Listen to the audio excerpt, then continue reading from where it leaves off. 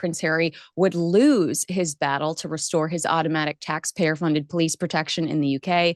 Now, just days before Harry's expected return to Britain, the Royal and VIP Executive Committee, aka RAVEC, has reportedly declined requests for additional security for this trip, throwing into question whether Meghan Markle, Archie and Lily, by announcing that Meghan, Archie and Lily would come, that he's forcing the hands of the UK authorities and perhaps indirectly King Charles in order to get that decision across the line in his favour. Let's not forget that he was unsuccessful in the High Court suing the British government. Harry leaks a security report prepared by his own team to Woke ITV. Picture this right now. A 41-year-old exiled prince sitting inside a breathtaking $5 million villa in Portugal. The European sunshine is pouring through the windows, but inside, the atmosphere is pure chaos. He's on the phone, voice cracking, completely falling apart, pacing the floor in absolute despair.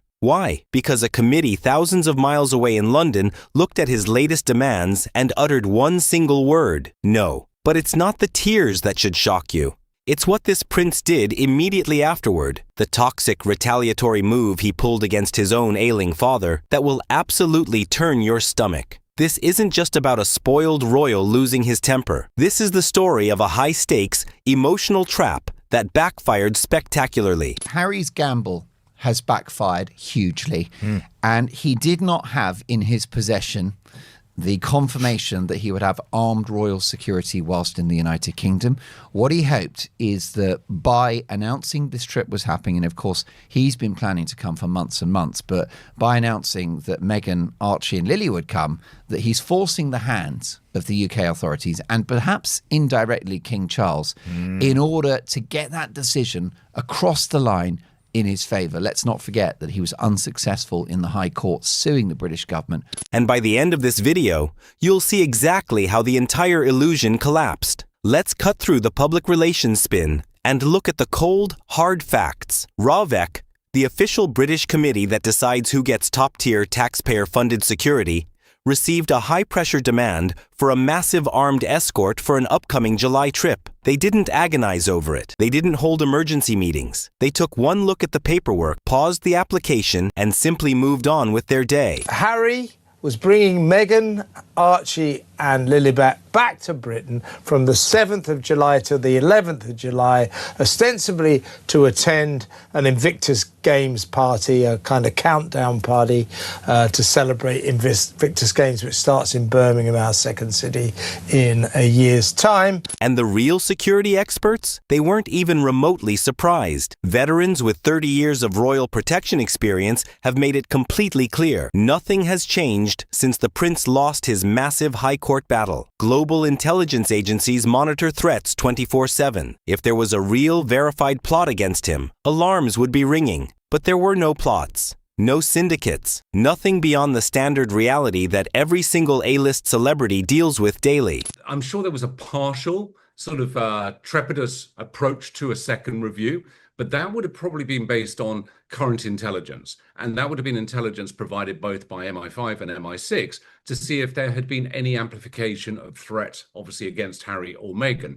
And as soon as they would find out that there's nothing notable on their radar, no intelligence that's coming in to construe that there would be anything serious in terms of a threat against them, over and beyond just being people in the public eye, then there's every good likelihood they'd say, you know what, why are we going to bother going through the rest of that process if we haven't got the origins and foundation from which to necessitate doing an actual full review? Which leaves us with a massive question. If the entire world saw this rejection coming, why did he react like he'd been blindsided? Because the rejection wasn't a surprise. It was supposed to be the trigger for a massive trap. Harry was warned of the consequences of leaving. He didn't accept the consequences of leaving, and he now wants us to pay to the tune of millions and millions of pounds a year for him to be able to travel around the world with British armed security. To understand the chess game being played here, you have to watch the calendar very closely. The timeline completely gives the game away. And Prince Harry, of course, living in the land of delusion. He's a narcissist, paranoid, all these things is simply just not helping him. It's not helping Meghan. It's not helping anyone. And the reality is, RAVEC has looked at his case multiple times at this point. Every time he comes to the UK, they can do a review and assessment, and they haven't found anything to be concerned about. Friday night, the California PR team blasts out a glamorous, highly detailed itinerary. The full family, husband, wife, and both children, are locking in a grand homecoming for July 7th through the 11th. Charity galas, hospital visits, the works. The stage is set for a flawless, emotional return. Last Friday, 4 days ago, they suddenly ripped the carpet, the rug, if you like, from under. No. On Friday, Yes. they privately sent an itinerary of their trip to the WhatsApp group that the Sussex communication team manages. Saturday morning, less than 24 hours later, the narrative completely flips. Insiders suddenly leak to preferred media outlets that the guaranteed security hasn't materialized. The mood turns dark. Suddenly, the public is told the wife and children might stay behind in exile. Think about that. In one single day, we are all coming home instantly morphed into, now we can't, and it's their fault. It was Saturday where Harry leaked to the media that he, in fact, did not get the security. The meltdown begins on Saturday, where Harry tells some outlets, I did not get the security that I expected to get. And that, now I'm reconsidering bringing Meghan and the children, which we all know is just Harry and Meghan trying to manipulate the media and bully King Charles into a corner. He expected armed guards. He was so utterly certain he could force the government's hand that he built an entire international family trip around it. Royal insiders believe the strategy was deeply calculated. Make the public fall in love with the fairy tale of a lonely grandfather finally holding the grandchildren he barely knows. Get the entire world emotionally invested, and then rip it away at the absolute last second with a direct ultimatum to the king. You want to see your family? Then secure my demands. It was a masterclass in emotional leverage, but the entire plan relied on one major assumption, that the king would fold under pressure. The king didn't fold. Yes, I think this was the plan all along.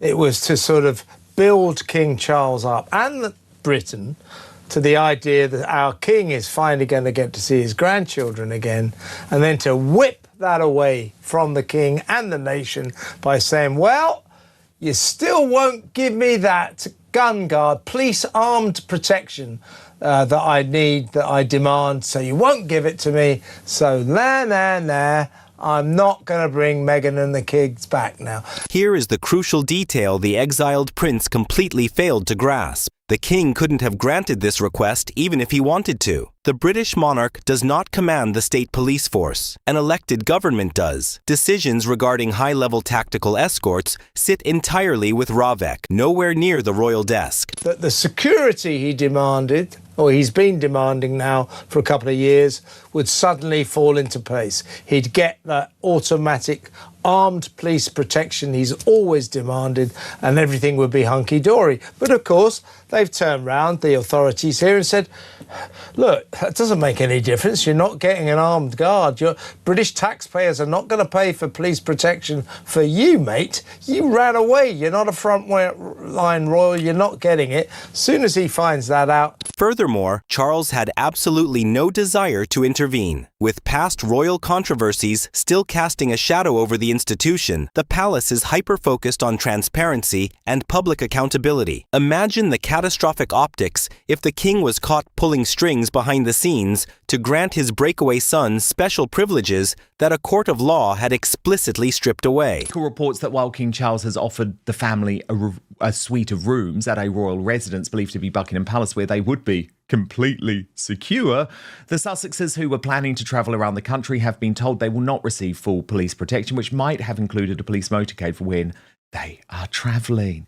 When RAVEC informed the Sussexes this would not be the case, the Duke of Sussex was devastated and close to tears. He had assumed that because he was bringing the kids and the king had made a royal residence available to them, he would get what he has been pushing for all along, full-time police protection. That has not been the case. The king has made it clear that while he wants to see his estranged son and grandchildren, he will not intervene in security matters. Exactly. So, the king executed the most brilliant countermove available: absolute silence. He let the entire scheme collapse under its own weight. And that is the exact moment the prince reportedly shattered. Let's look at the contradiction that has observers furious. The narrative being pushed is that the UK is far too dangerous, too hostile for his wife, too volatile for his children. Yet, look at the reality. Right now, they are perfectly relaxed in Portugal. They have traveled to active conflict zones, taken high-profile tours through Nigeria and Colombia, and vacationed in Mexico. The wife flies into Paris, a city famous for high-profile celebrity heists, with zero public complaints. There's just a conflict all around because Meghan and Harry are not aligned in purpose, so it causes chaos, it causes confusion with everything that they do because, Harry's doing one thing and then Meghan's trying to do another thing. We know she's leaked before to the press. So what is the issue that Harry can't actually see what is happening? Like, why can't he see that the problem, I think the majority of the issues are with his wife? They live in California, where security realities are incredibly complex. The entire planet is apparently safe enough, except for the one country where his father is king and his brother is next in line to the throne. Let's not forget the viral security footage of the prince wandering a random neighborhood on a stranger's doorbell camera, knocking on doors looking for an old friend. Does that sound like a man terrified for his life? Top security analysts keep arriving at the exact same conclusion. This isn't about safety. It's about the spectacle. It's about demanding the blue lights, the screaming sirens, the closed roads, and the massive presidential-style motorcade. RAVEC, for someone as still quite prevalent in the public eye as Prince Harry, to say, no, you don't need it, that tells us an awful lot.